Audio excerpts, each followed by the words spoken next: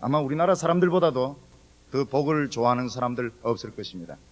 우리나라 사람들은 복을 굉장히 좋아합니다. 과연 이 어려움의 원인이 무엇인가?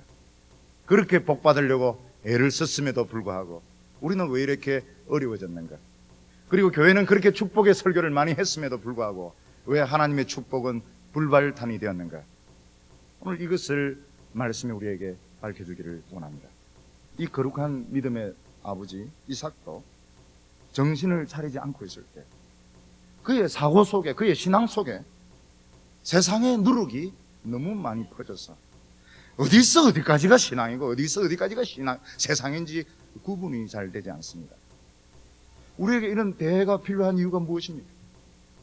우리 자신도 모르는 사이에 우리의 신앙 속에, 우리의 삶 가운데, 우리의 고백 가운데 너무나도 많은 가난의 요소가 들어와 있는 것입니다. 오늘 하나님께서 말씀을 통하여 우리 자신의 모습을 보게 하기를 원합니다. 그래서 버릴 것은 버리고 자를 것은 자르고 회복할 것은 회복하는 아주 귀한 시간이 되기를 바랍니다.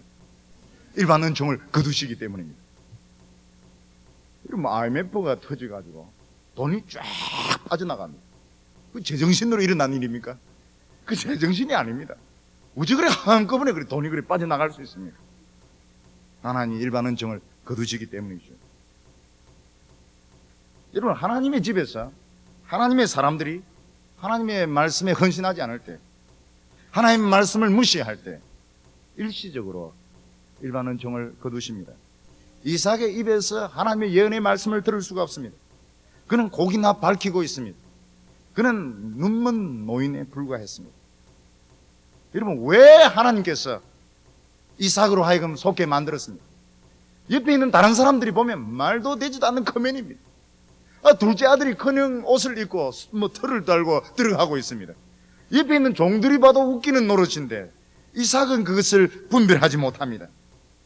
그 이유가 무엇입니까? 그가 하나님의 말씀을 업신여겼기 때문입니다. 단 한마디 말씀, 큰 자가 작은 자를 섬기리라.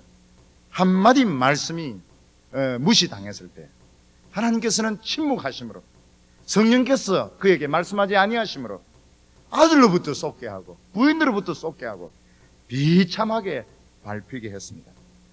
부흥을 노래할 때는 교회가 병들었을 때입니다. 그리고 기독교가 침몰하고 있을 때입니다. 그 모든 원인이 어디에 있습니까? 하나님의 말씀이 무시되었기 때문입니다.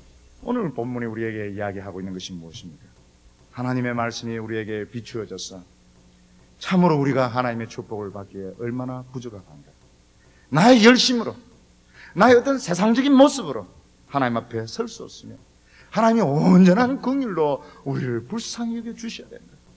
이제 다시 말씀으로 돌아가야 되며 다시 십자가 붙들어야 되며 이제 다시 인간이 그 죄의 문제에 대해서 고민을 해야 된다. 다시 하나님의 말씀으로 돌아가지 않는 이상 하나님의 축복은 우리에게 임할 수가 없습니다.